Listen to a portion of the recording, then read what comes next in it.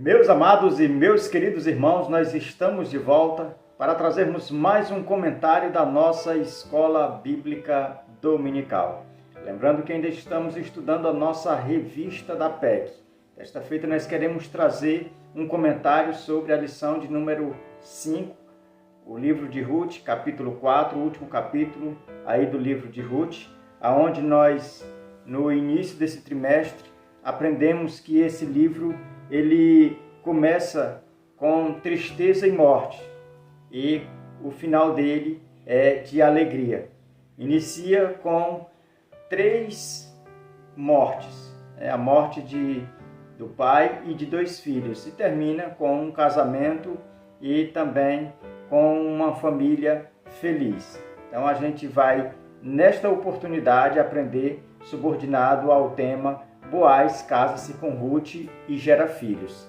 Mas antes de discorrermos alguma coisa concernente a este tema, nós precisamos trazer alguns detalhes, que vai com certeza ajudar a professores, alunos, superintendentes, diretores da Escola Bíblica Dominical, para assim todos nós podermos crescermos juntos na graça e no conhecimento de nosso Senhor e Salvador Jesus Cristo. Então esse capítulo ele vai falar sobre 3 assuntos. O primeiro assunto ele vai falar sobre a remissão.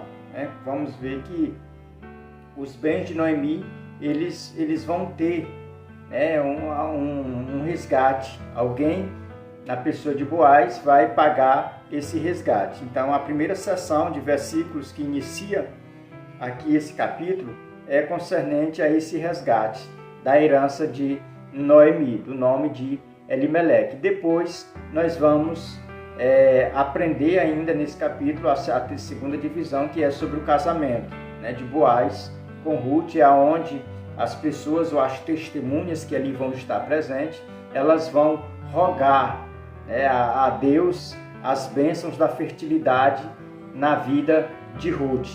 E a gente vai ver que olhando os detalhes, a gente vai perceber que Ruth ela era uma mulher estéril, não podia gerar filhos.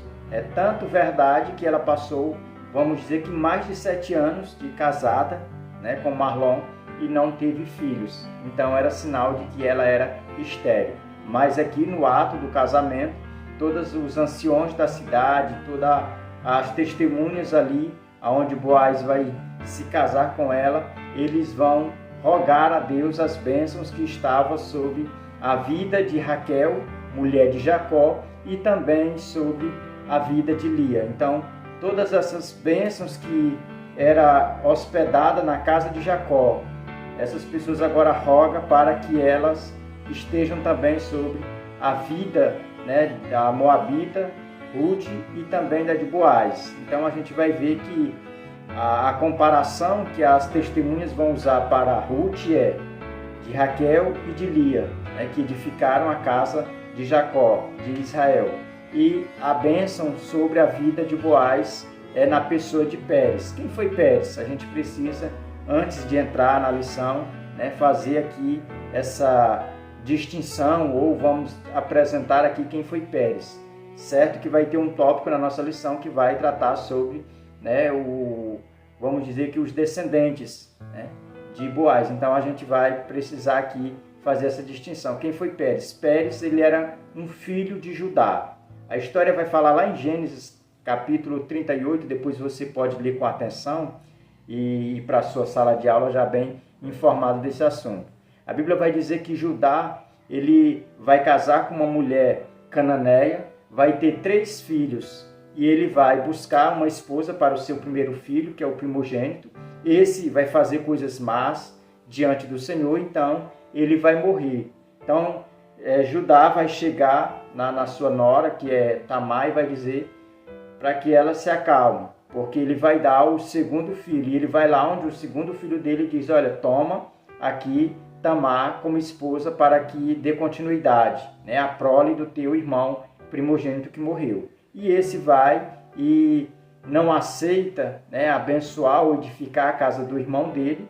Então, quando ele tinha lá as relações com Tamar, ele lançava na terra o sêmen, e isso foi maus aos olhos de Deus, então ele também morreu. Então Judá chega em Tamar mais uma vez e diz para que ela ficasse, né, como viúva, vivendo como viúva, até que o filho mais novo dele, que era Selá, crescesse e ele poderia repassar agora para que se casasse com ela. Então pede que ela espere na casa do pai dela. E assim ela o faz. Mas Judá estava apenas falando isso da boca para fora, né? Na verdade, o coração dele é de que ele queria proteger, né, Selá, que era o seu filho mais novo, de morrer. Porque ele achava, ou tinha uma compreensão de que a maldição estava sobre Tamar, que quem se relacionasse com Tamar morreria. E é isso que a gente vê nas entrelinhas do texto. Mas a gente precisa entender que a história vai dar continuidade, isso ainda no capítulo 38 de Gênesis, e aí vai passar seu tempo, a Bíblia vai dizer que a mulher de Judá, ela morre, e quando a mulher dele morre, ele vence aí o tempo do luto, e aí ele vai tosquear as ovelhas, em outra cidade, em outra região, perto ali do caminho que dá acesso à cidade aonde a nora dele está.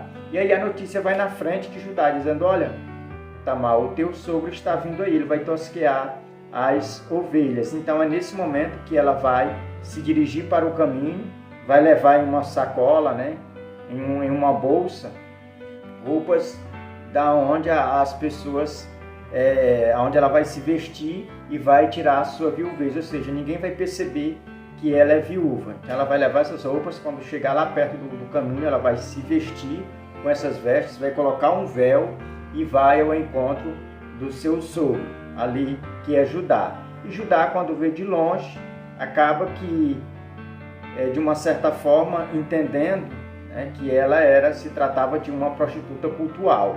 É onde ele vai fazer ali vamos dizer que um acordo, ele vai fazer uma proposta para ela, e ela vai dizer o que é que eu vou ganhar em troca, ou como garantia de que tu realmente vai pagar esse cabrito que tu estás prometendo.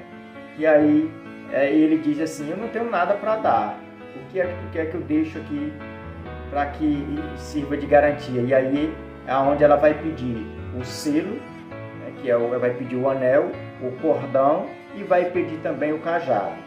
E aí vai ter uma relação ali com o seu sogro, que é Judá, e a história vai dizer que ela vai embora, e aí se veste de viúva, e aí passa o tempo. Judá depois vai mandar o seu amigo, que é Ira, levar lá o cordeiro para pagar a prostituta e ressarcir, trazer de volta os seus bens, que estava como garantia. Mas ele vai lá onde ela estava, não encontra, procura as pessoas da cidade, ninguém dá informação acerca dessa mulher. Ele retorna a Judá e diz a Judá: olha, essa mulher não existe lá. Então o tempo vai passar, a Bíblia vai dizer que vai passar 3 meses, 90 dias, e a informação vai chegar aonde Judá dizendo: olha, a tua nora, que é viúva, ela adulterou, está grávida. E aí é onde Judá vai lançar uma sentença. Vai dizer: lança ela para fora e põe fogo nela, queima ela. E aí é nesse momento que ela vai se levantar e vai dizer: olha, eu aceito ser condenada, mas primeiro eu preciso que vocês façam algo para mim, que vocês peguem aqui esses pertences e levem diante do meu sogro e diga para ele que aquele com quem eu adulterei é dono desses pertences, e pergunta para ele se ele conhece de quem é esses pertences. Então vão pegar os pertences, vão levar diante de Judá. Judá vai colocar a mão na consciência e vai dizer que é mais pecador do que Tamar. E é onde a Bíblia vai dizer que ele vai reconhecer o seu erro, de que privou o seu filho mais novo de se casar com Tamar. E a Bíblia vai dizer que daquele relacionamento ali de Judá com Tamar vai gerar 2 frutos no ventre. E um vai ser Zera e o outro Pérez. Então Pérez é esse filho mais novo, onde ele vai ter, vamos dizer, um crescimento, vamos dizer que vai se destacar do seu irmão Zera. Então a gente precisa entender que Pérez, ele foi alguém que nasceu né, se a gente for colocar em contraste do casamento de Boaz com Ruth ali, onde aconteceu nos bastidores, e comparado com o que aconteceu, era a mesma questão, né? Era o levirato, era o mesmo acontecimento que estava acontecendo lá em Pérez, aconteceu, né, na vida de Ruth, e isso a gente precisa destacar. Então, as bênçãos que ocorreu na vida de Pérez, o povo evoca em direção a Boaz, para que Boaz assim seja bem-sucedido como foi Pérez, filho de Judá. Então, a outra parte, a última divisão desse capítulo, que eu ainda quero trazer aqui, destacar para os irmãos, é a questão do herdeiro, né? A primeira foi a questão, né, de trazer o resgate da herança, segunda, o casamento, e a terceira parte desse capítulo vai falar sobre o herdeiro, é onde nós vamos falar sobre a genealogia aqui até chegar em Davi, onde vai começar lá com Judá, depois vem para Pérez, e aí vai chegar em Boaz, depois de Boaz vai chegar até Davi. Então a gente vai ter um tópico específico falando sobre isso. E ainda existe uma outra lei também, ou cerimônia, que eu preciso deixar bem claro diante dos irmãos, né? Porque vai acabar sendo um ponto onde a gente precisa extrair essas informações, né, que está no versículo 7 e 8, que é aquela questão onde Boaz vai chegar diante de todo o tribunal, vamos dizer assim, na porta da cidade, nos portões da cidade, era onde acontecia esse tipo de fórum. Os tabeliões eram os anciões da cidade, e ali ele vai fazer a proposta para aquele parente que era mais próximo, que tinha o direito, né, do resgate da fazenda, das terras de Noemi, e também, né, a questão do levirato, né, da lei do levirato, de casar-se. Então a gente vai ver que Boaz ele vai lançar essa proposta diante desse parente próximo, e esse parente, como sinal de que ele está repassando, né, o direito a Boaz para não ter um filho primogênito, e o filho não ser reconhecido como o nome dele, mas como o nome de Marlon, que morreu. Ele vai abrir mão desse direito. E o sinal de abrir mão desse direito era tirar a sandália do pé, ou o sapato, e dar àquela pessoa. Então, quando a pessoa, num ato cerimonial, tirava o sapato do pé e dava ao outro, ele estava dizendo que ele estava renunciando o direito dele, estava passando o direito dele para quem tinha, né, ou quem estava na fila para ter esse mesmo direito. Então, no caso, era Boaz. Então, a gente, quando olha para esse texto e às vezes faz uma leitura por cima, acaba não entendendo bem essa questão da cerimônia de tirar a sandália. Mas para a gente entender com mais detalhe, a gente precisa voltar lá em Deuteronômio, capítulo 25. A gente precisa também ler para levar essas informações na nossa ministração, na nossa sala de aula, e entender que essa lei ela era com relação ao levirato. Quando as pessoas, quando o homem casava, né, vivia ali em família, e no caso ele morresse, a esposa ficava, a esposa ela tinha que procurar o cunhado dela, né, e ali fazer a proposta para que se casasse com ela. Se ele não aceitasse, casasse, o que essa mulher fazia, essa viúva e cunhada fazia? Ela se dirigia aos portões da cidade, onde estavam os anciões, e lá ela informava, né, tudo o que aconteceu, né, que procurou o seu cunhado e o cunhado não quis, né, casar-se com ela.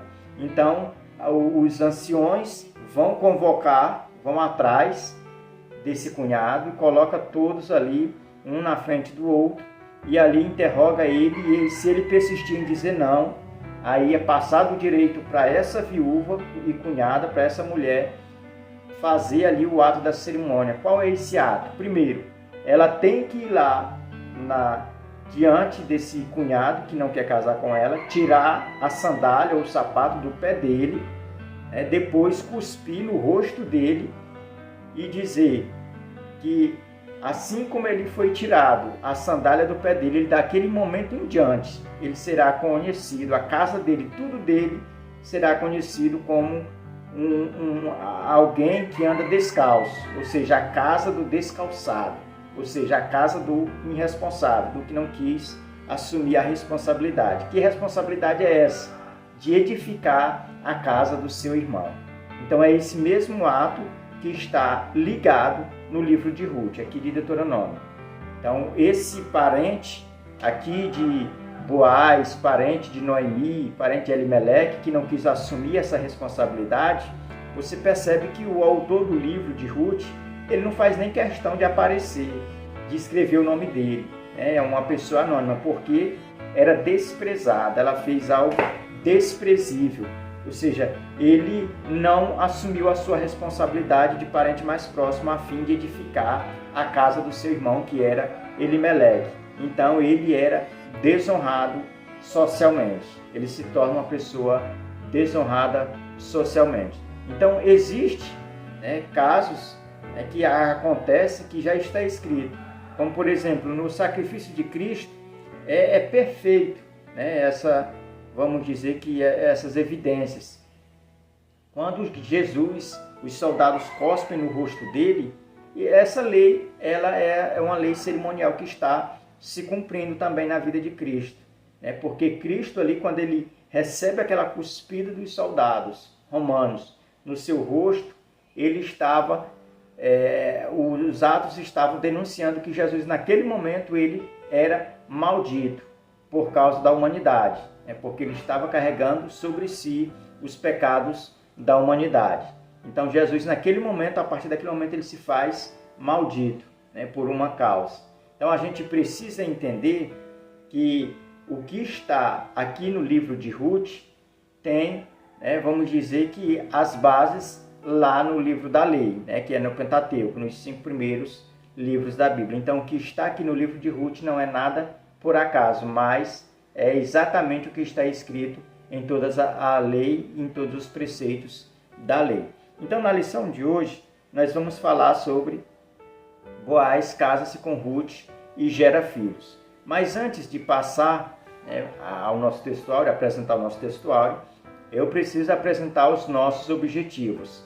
Mas antes de apresentar os objetivos, eu quero somente agradecer a todas as pessoas que têm contribuído de uma forma direta a este canal, sempre compartilhando os nossos vídeos, sempre curtindo, sempre deixando comentário. Queremos agradecer também de uma forma toda especial e pedindo a Deus que continue usando aqueles irmãos, aquelas irmãs que estão tomando ou tendo a atitude de começar a gravar vídeos também para auxiliar. Essa semana nós estivemos vendo 2 canais novos, que começou a surgir agora, e queremos parabenizar a todas essas pessoas que Deus está levantando e pedir aos irmãos que fazem uso dessa ferramenta que visite também estes canais, que ajude também esses irmãos assistindo os vídeos e enriquecendo junto do conhecimento, para que assim a obra de Deus ela venha avançar e mais adiante, abençoando vidas.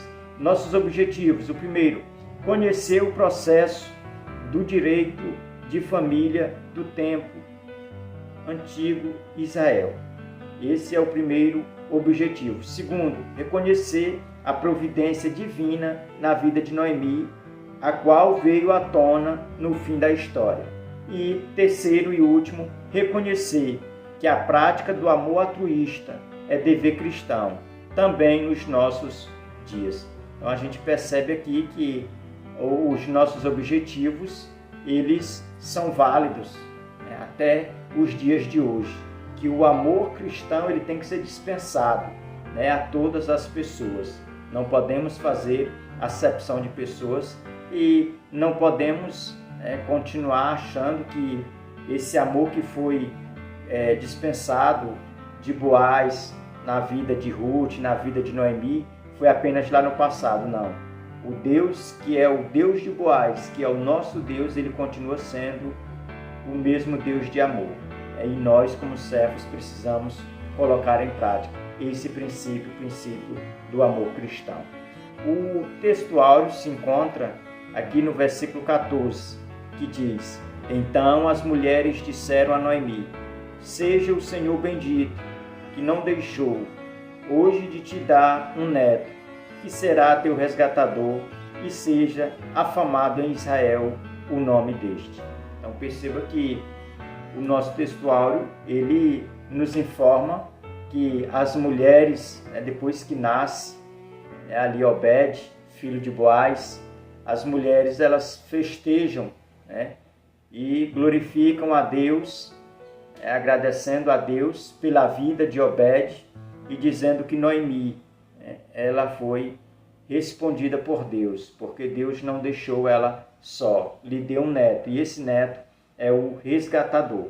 E às vezes a gente lê um texto como esse e acaba sem entender, mas eu quero chamar a sua atenção para a questão dessa expressão resgatador. Irmãos, quando Boaz casa com Ruth, que gera um filho por nome Obed, Boaz ele comprou, ele como resgatador ele comprou, as terras, todas as, vamos dizer que as poções de Noemi, que era de Elimeleque, mas legalmente ele não era o dono, ele comprou o direito, mas ele não era o dono perpétuo. Quem seria o dono perpétuo? O seu filho Obed, que ele teve com Ruth. Mas Obed, ele está como representante de Mahlon, que era esposo de Ruth. Então, por isso que a terra, a herança de Elimeleque, ela pertence aí a Obed, que é filho de Boaz, e não a Boaz. Boaz, ele é como se ele tivesse resgatado, comprado ali só o direito, só o trabalho, mas a terra perpetualmente ela é de Obed. Então, quando fala resgatador de Noemi, é exatamente por isso. É porque a partir de Obed iria ser tanto representante da família de Elimeleque como da família de Boaz. Ele ia ser herdeiro de tudo isso. Mas a questão da herança de Elimeleque, o representante legal, não é Boaz, mas é Obed, que era o neto. Por isso que as mulheres aqui, no ato de gratidão a Deus, elas lembrando que Noemi estava sem ninguém, tinha perdido os filhos, tinha perdido o esposo, aqui elas glorificam a Deus, porque Deus não a desamparou. Deus, ele lhe dá um resgatador, que era o seu neto. E por isso que o texto vai terminar nos informando que Noemi vai ser a ama, vai ser a pessoa que vai criar aí Obed. Porque Obed, ele é esse resgatador legalmente diante da sociedade belemita. Vamos agora à nossa verdade prática.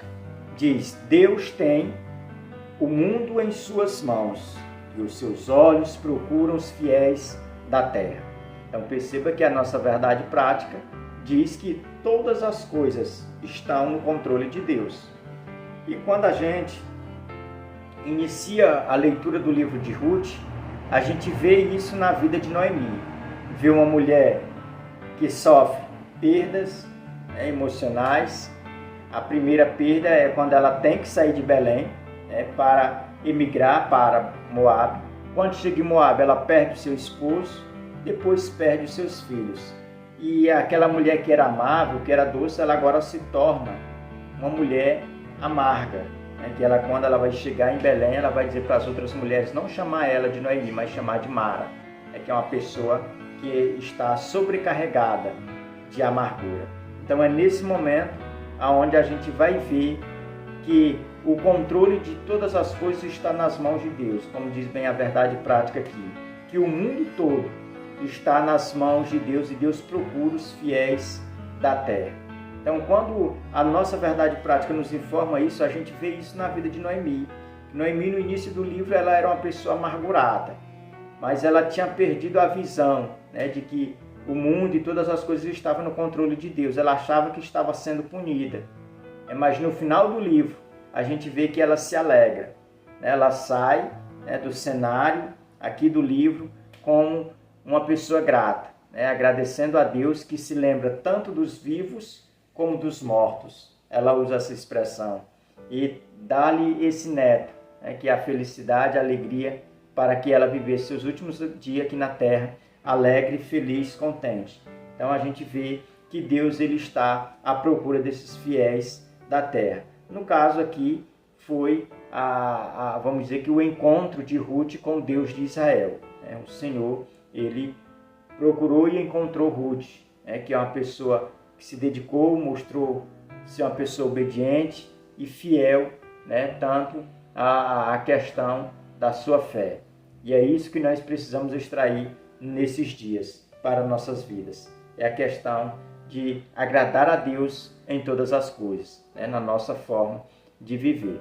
Vamos passar aqui para o nosso primeiro ponto, onde o nosso primeiro ponto vai falar sobre o direito transferido a Boaz. Primeiro tópico, o processo legal, é onde vai iniciar o capítulo 4, versículo 1, onde Boaz vai se sentar nas portas da cidade, esperando esse parente mais próximo passar, e quando ele passa, Boaz chama ele diante ali das testemunhas, que vai ter ali 10 testemunhas, praticamente um conselho formado de anciões, é onde Boaz ele vai apresentar a causa diante desse parente mais próximo, e também ele vai chamar a atenção das testemunhas. Depois que ele lê todo o acordo, ali ele vai colocar ali em prática. É por isso que o processo vai ser legal. Por que o processo vai ser legal?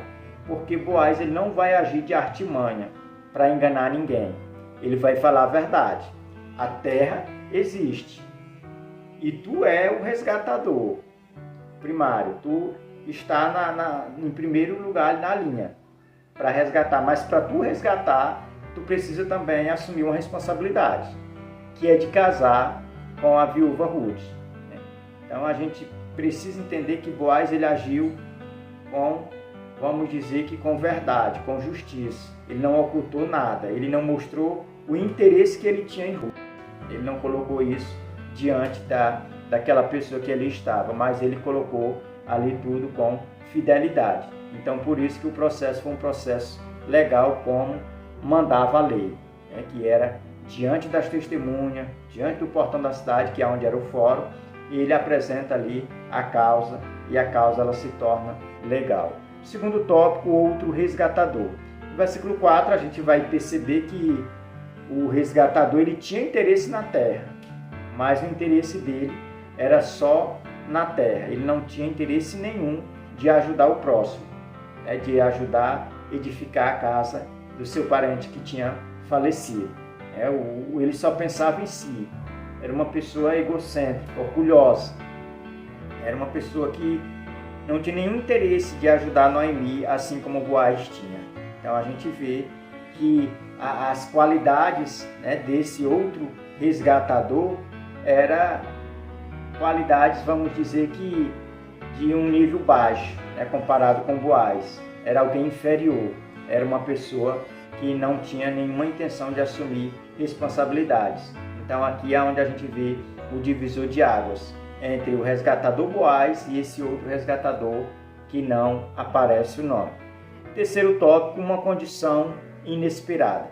Aqui nesse tópico a gente vai ver que a condição inesperada é a questão do casamento. É onde o outro resgatador ele achava que era só a terra, e é onde Boaz ele vai apresentar que há também a questão da lei do levirato. Não era só a lei do resgate da terra, existia também a lei do leveriato. Então aqui nesse momento a gente percebe que Boaz ele agiu com inteligência. E essa condição inesperada para o outro resgatador foi aonde ele fechou a porta, onde ele renunciou esse direito e passou para Boaz. E Boaz aproveitou, porque já era o desejo dele, já era a vontade dele, então ele faz jus ao seu desejo, à sua vontade. O segundo ponto da nossa lição, nós vamos falar sobre o casamento de Ruth.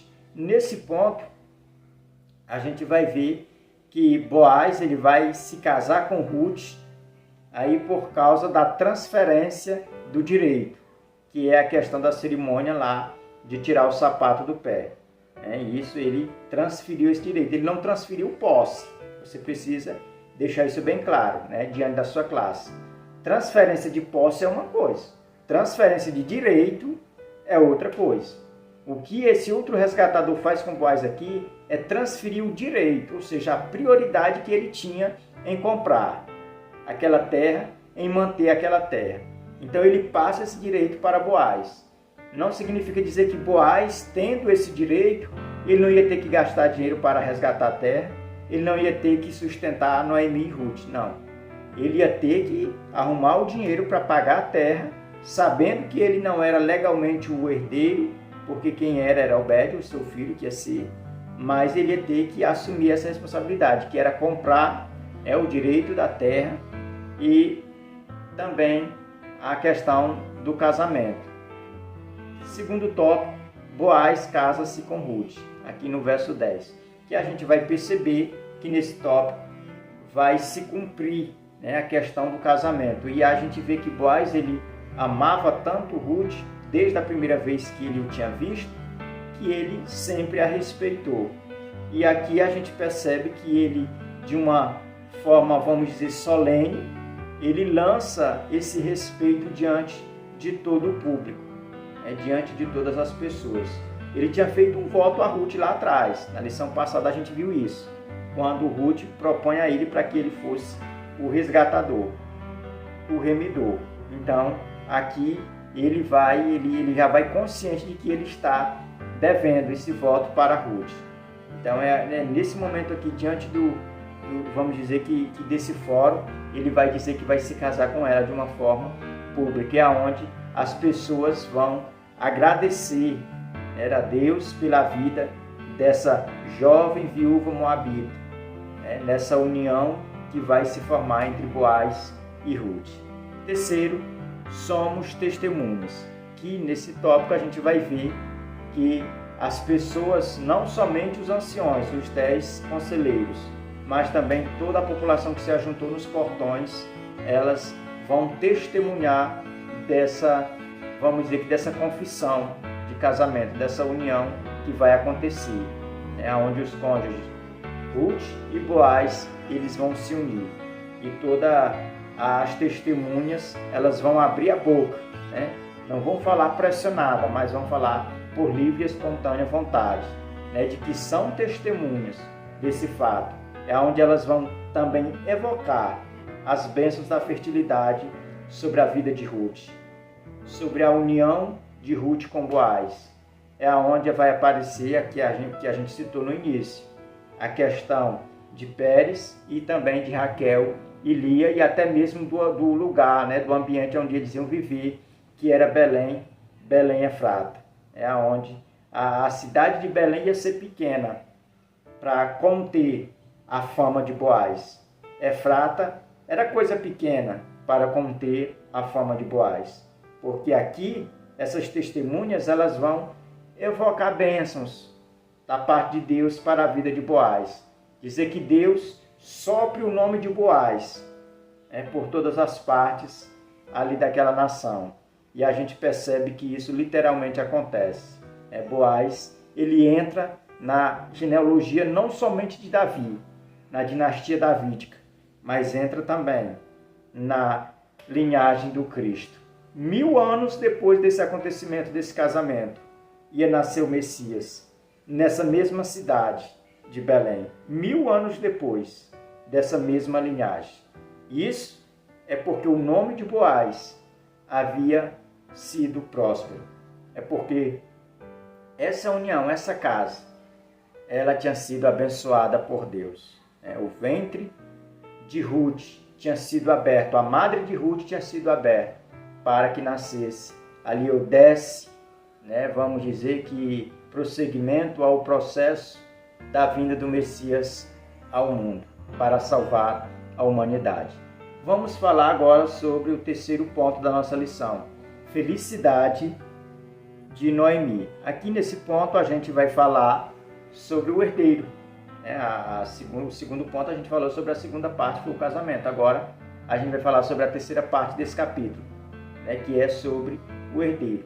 E isso está entrelaçado, emaranhado à alegria de Noemi. Por que Noemi estava feliz? É por causa do nascimento do seu neto. Por causa que a sua semente, ela tinha, vamos dizer que de uma certa forma, ela tinha germinado. Estava tendo um novo ciclo. E Noemi havia ser lembrada. Assim como a sua casa, os seus filhos, e também ao seu esposo. O primeiro tópico, a concepção de Ruth. Aqui nesse tópico nós precisamos entender que Ruth, como as próprias mulheres vão falar, vão dar esse testemunho, vão dizer que Ruth, para Noemi, ela é melhor do que 7 filhos. Por quê? Porque Ruth, ela era uma nora, mas ela tinha uma grande amizade, um grande respeito, uma grande obediência por Noemi. E a gente percebe que o que Ruth ela vai deixar bem claro é que ela não tinha nenhum tipo de desacordo ou disputa com Noemi. Na concepção de Ruth, ela tinha Noemi como mãe. E Noemi, ela tinha Ruth como filha. Então esse relacionamento era um relacionamento fechado, estreito, e aonde reinava a questão do amor. Então, na concepção de Ruth ela estava sendo abençoada, tanto pela questão de ser bem recebida em uma nação estrangeira, mas também de ter sido aceita, não somente pelo povo, mas também pelo Deus ali dos israelitas. Então a gente entende que na concepção de Ruth ela se via agora como uma mulher abençoada, uma mulher que estéril, que agora Deus o faz habitar em família e ter filhos. Então a gente precisa destacar esse grande milagre que Deus fez, particularmente na vida de Ruth. Segundo, a alegria de Noemi. A alegria de Noemi, irmãos, ela consistia nessa restauração. Porque quando nós começamos a ler o livro, a gente entende que Noemi é uma pessoa amargurada, é uma pessoa que está desviada dos princípios de Deus, que passa a acusar, a colocar a culpa em Deus em tudo que aconteceu com ela. E ela não tinha a compreensão de que o seu esposo, ou de que ela também tinha se precipitado em deixar a casa do pão e ir para Moabe. Então a gente precisa entender que a felicidade, que a alegria que Noemi estava desfrutando naquele momento, era de que ela tinha sido restaurada, de que ela tinha voltado a ser uma pessoa amável, uma pessoa doce, uma pessoa suave. Ela não se sentia mais amargurada, que ela tinha sido curada interiormente. A alma dela tinha sido restaurada. Então Noemi, aqui ela se sente alegre. Quando ela olha para trás e ela agora olha para o presente e vê que está nas mãos a esperança dela, que era o seu neto, Obed, ela glorifica a Deus. Ela entende que para Deus não há impossíveis. Que aquilo que ela julgava impossível, quando ela sai lá de Moabe com as suas 2 noras, Orfa e Ruth, ela para no meio do caminho e diz: olha, é melhor vocês voltarem, porque vocês comigo não vão ter nenhuma garantia, porque eu não posso dar nada a vocês, eu não vou ter mais filhos. Então, com relação a isso, acabou, é impossível eu poder ajudar vocês. É onde Orfa vai voltar e Ruth vai prosseguir. Então a gente vê que a visão de Noemi, ela era limitada com relação a essa restauração. A visão de Noemi, ela era impossível ver ou estar onde ela está nesse momento aqui desse contexto, de poder abraçar um neto. Então a gente, com esse tópico, a gente fecha ele dizendo que a última palavra, ela é do Senhor. A última palavra quem dá na nossa vida é Deus. Que por mais que as circunstâncias digam não, a última palavra vem de Deus. E é por isso que nós devemos correr para os pés do Senhor, crer que Deus lança sobre nós a sua vontade e dispensa sobre nós os seus cuidados. Terceiro, a genealogia de Davi.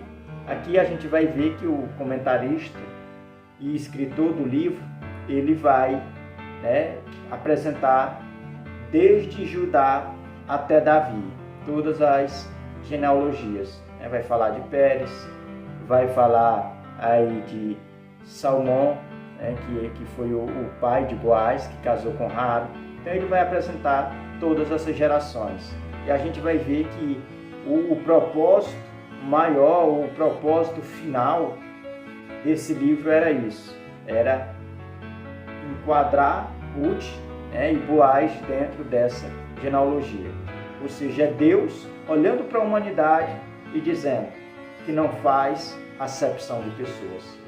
Procura uma cananeia para fazer parte dessa genealogia como Rabi, procura uma moabita para fazer parte dessa genealogia como Ruth, e Deus vai usando pessoas, não pelos méritos da pessoa, mas pela misericórdia e graça dele. Então a gente precisa entender que o amor de Deus ele está dispensado sobre nossas vidas e que Deus não faz acepção de pessoas. Então que Deus abençoe. Até a nossa próxima aula, em nome de Jesus.